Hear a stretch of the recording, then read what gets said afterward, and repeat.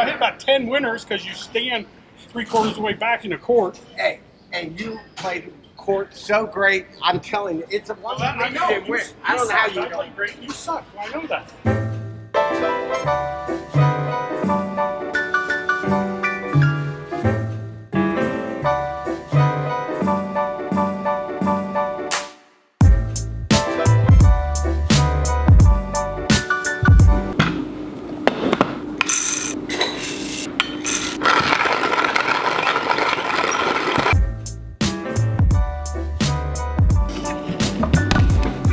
Hey. Hi. Hi, honey. Yes. Wow. What happened? I'm trying to get to Mama. Yes, you are. Yes, you are. Yes, you are. Oh, yeah. Okay. Yeah, you want your Mama. Put down the camera.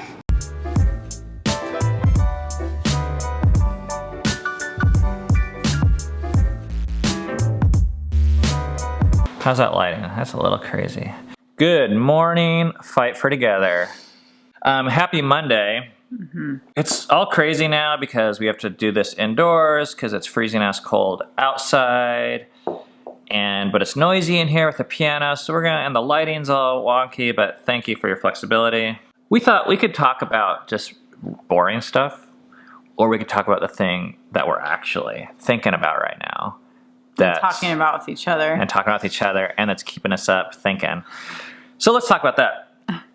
Sounds more. We posted this thing that says something about voting. This is on the Fight for Together Facebook page. And then we get this comment right here. You sound like the leader of a cult. You put your children in danger. Your wife is brainwashed by you. Now you have people monitoring the comments and erasing them so you don't get upset? Question mark, question mark, question mark. Are you asking a question? No voting, no school for your children, no doctor's visits for your kids, no immunizations. Geez, I sound like I'm on trial. Guilty. Does this not sound like you're making your own rules? What is your cult? Question mark, question mark, question mark. I wonder how quickly your followers will erase this comment. ... Oh, I forgot. You are asking for money. You little 5-year-old was almost hit by a car, and the only thing Cammie talked about was her feelings? Question mark, question mark, question mark, question mark. Really? Who are you guys kidding? Question mark, question mark, question mark, question mark. I have a clinic in Kenya that my husband and I have built with our own money, which we have worked very hard to make.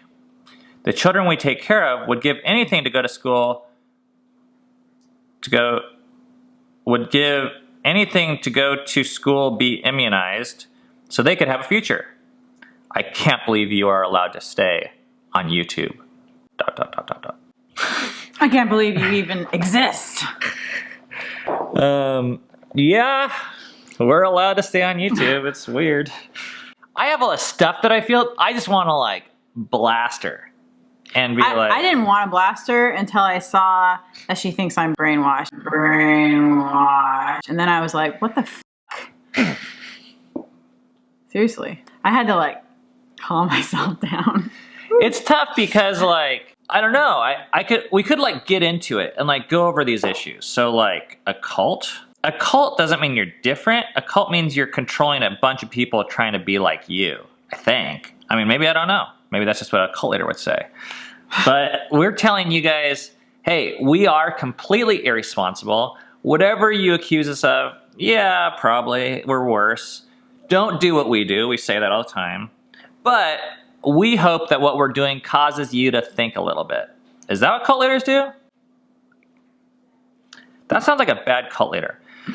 And if you look at the finances, let's see here, Patreon. We're making enough to give our children immunizations every month, and that's about it. $151 a month is what we're bringing in. That's a bad business strategy. So if you are planning on starting a cult, do not do it the way we're doing it.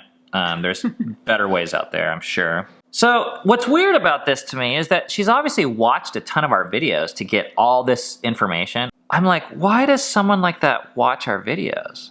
So what I'm not sure what to do, this is what I'm stuck with. Do I respond? Like... And how? And how? Do I ignore it? Do I delete it? I think I know where this person's coming from, at least one angle. Okay, so first of all, they're not very happy with their life. I mean, if you're trolling Facebook and leaving long comments like this for strangers, then you can't be that happy with your life. And you don't feel that good about yourself because you feel the need to explain how good you are to us about Kenya orphans and immunizations. And that's great. I'm sure those are all good things, but what we think about you doesn't matter. We don't even know you. Probably at least one of her parents was overly controlling. My guess is it was the male. Because probably the male. Because what's happening is she's saying Cammie's brainwashed, and what she's trying to do, I think, is slam me. Yeah. You're the cult leader. You're brainwashing Cammie. She's actually doing is really invalidating Cammie as a human and an adult that makes decisions on her own. Mm-hmm. And we've been through this before. If I want to be brainwashed, then I can be brainwashed. Cammie's into swearing lately. I don't know if you noticed that. She's just like into it. And it's like, it's cool, but... Are you trying to apologize for me? I'm not trying to apologize. I'm just trying to explain to these people because they might think that you're a sailor. Oh. And you've always been this way, but you're not. She's just going through a little phase. Maybe it's not a phase. Maybe this is really who I am. Cammie has been accused of this before by other family members and things. And the irony of it is it's incredibly invalidating towards females and towards Cammie to just have her minimized as a brainwashed person. Yep. Yeah. I don't like that you said that about my wife. And it makes me feel bad, actually, for her, because that pissed her off. And even for you, that you must think there's not, that for Cammie to exist this way and be happy, she must be brainwashed. That's like the only option. Mm-hmm. Maybe there's other options. Maybe she's choosing this. Have you thought about that? Question mark, question mark, question mark, question mark. Could you tell that was a trigger for me? I was just like... So I go back and forth because I really want to engage with people, but sometimes I have a feeling that people don't want to engage. They just want to blast off. And for that, our tolerance level is very low on that right now. We can't handle it. Your First Amendment rights are great, but our job is not to protect your First Amendment rights on our Facebook page, on our YouTube page, in our living room. Maybe our tolerance will always be low on this because when we get comments like this, we don't feel like this person really wants to listen to us commenting back. They just are blasting off. We can let them blast off, but it's not productive for us to probably even engage at all. If you talk to people like this in your real life, please stop. It's hurting you. They don't like it. No one likes being talked to this way, as if you know everything about them, and then you're just like judging them. Like, this sucks. There's no listening tone here at all. So we left a response, and if you would like to check it out, you can go to Facebook and see it. I'll put the link below. And I'd like to hear how you would respond to this. What do you think we should do? Because I actually don't know. But I do know this. We gave her a warning. Because if you talk like that about my wife, or you're derogatory or judgmental, we don't have enough energy for that right now. Maybe in other times I had more passion to just like bend over and take it up the I don't right now. I'm just like not into it. I don't like it. So I'm choosing not to. And I hope if people do that to you, you make the same choice, actually, because I don't think it's beneficial. I think that's all.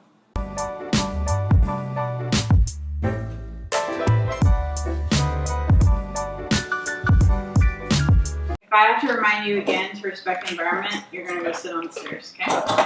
Today, we're going to be talking about the Mongols.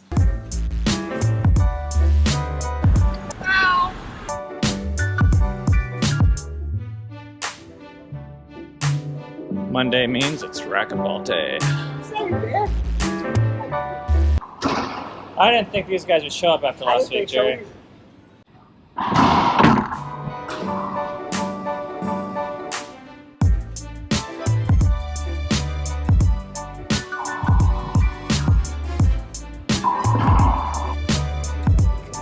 We won the first game.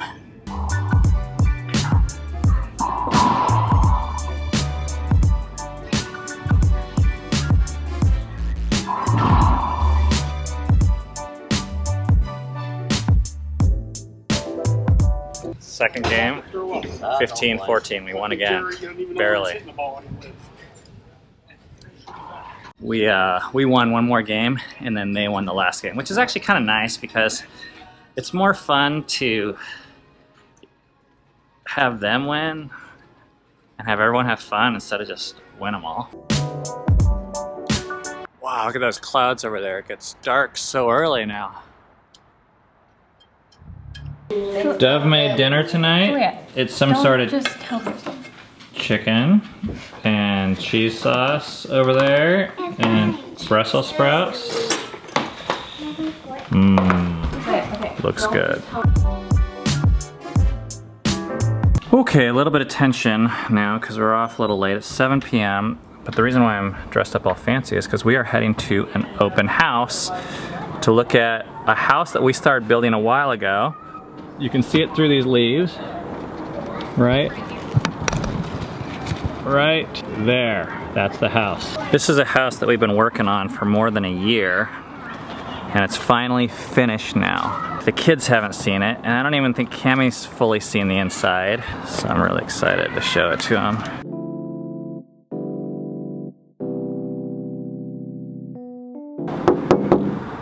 Are you coming?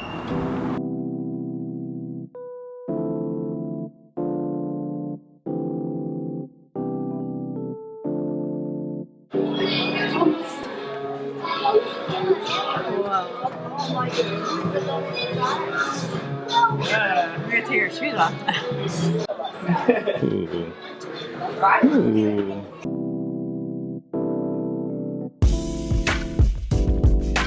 Reaction. What's your first reaction? I told Eric he outdid himself. It's amazing. Amazing. That's Eric. He's the guy that built most everything that you see here. I want to move in.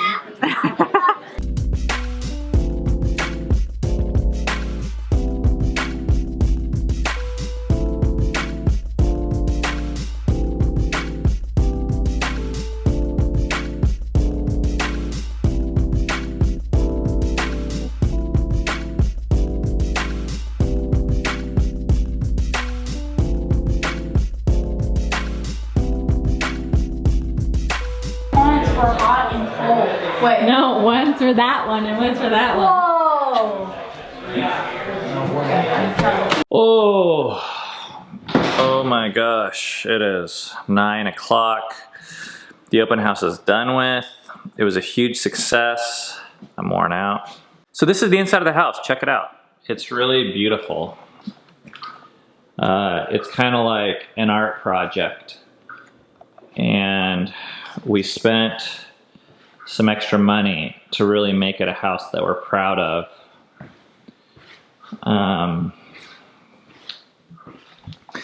But it wasn't just because we wanted something really fancier, we wanted something that looked good, but this house is unique to us because we were thinking of a house that, let me tell the story first. It was about 15 months ago, we bought this house for $7,000. Which was really crazy, especially because it's just 2 doors down.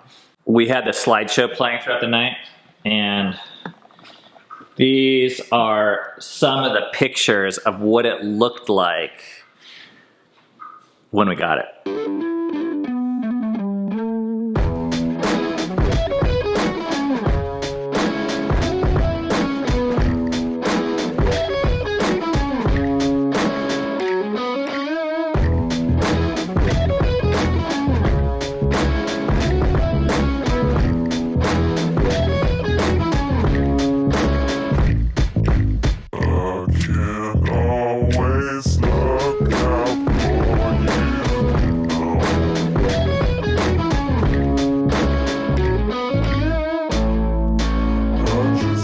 It was crazy. It had been abandoned for 30 years. You could like see the sky.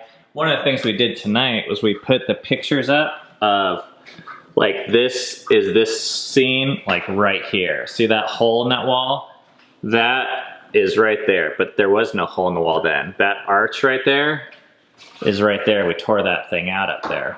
The idea with this house, it was a different project than what I've approached things in the past. In the past, We used to do a lot of things like mortgage, and we had a lot of rentals, and it was all about expansion. And it was just like, let's finish it, let's get it done quick, and let's get it filled so we can start making money off it. This was different. We built this thinking, what if we own this for 100 years? What if we give this to our kids? And if we do that, we want it to be a little bit different, because you think of things differently that you're gonna own for a long time, that you're gonna take care of. So for example, this wood, it costs way more than sheetrock. But sheetrock only lasts for like 20 or 30 years, and you have to paint it every 2 or 3 years. So even though this is more expensive now, it's not gonna go out of style like sheetrock or need to be replaced every once in a while. So we made interesting decisions, like we have no garbage disposal, there's no air conditioning, there's no dishwasher, nothing that's gonna break or need a ton of maintenance. And what that did, it has allowed us to put money into other areas of the house that we think are really gonna be valuable and last, although it's not the most comfortable. It's not designed for comfort, it's designed for a long-term kind of legacy. I think all in, we put close to $150,000 of our money into it, but we own it outright, there's no banks involved, and I'm really happy about that, because it means that when we start renting it out soon to my sister, our family is gonna be able to have more income. We're gonna be making money from the rent. One of the cool things that happened was these neighbors came through, and they were just like in awe. It was like they'd never seen anything like this. Or they saw what it was before, and they couldn't believe that it had gone through this type of change. So it's so cool to see, like, oh, we're actually making the city more beautiful and valuable just by investing into it in ways that some people might not invest into it. One lady that came tonight grew up in Bellevue, the city we live in, her whole life. And she said she'd never seen anyone live in this house. I'm really proud of everyone that helped us out and some of the ideas. It was I started off wanting to do this project. It was too much for me. It was like I started vlogging at the same time that I wanted to do the house, and I just couldn't do both. So my buddy Eric was largely responsible for most everything you see here. My dad put a ton of work into it, and some other friends and people. So thank you guys for all you guys that did that. Man, it just feels like crazy. There's so many people here tonight, and it's like... It's crazy it's finally done. Yeah. Our sister and brother-in-law get to move in.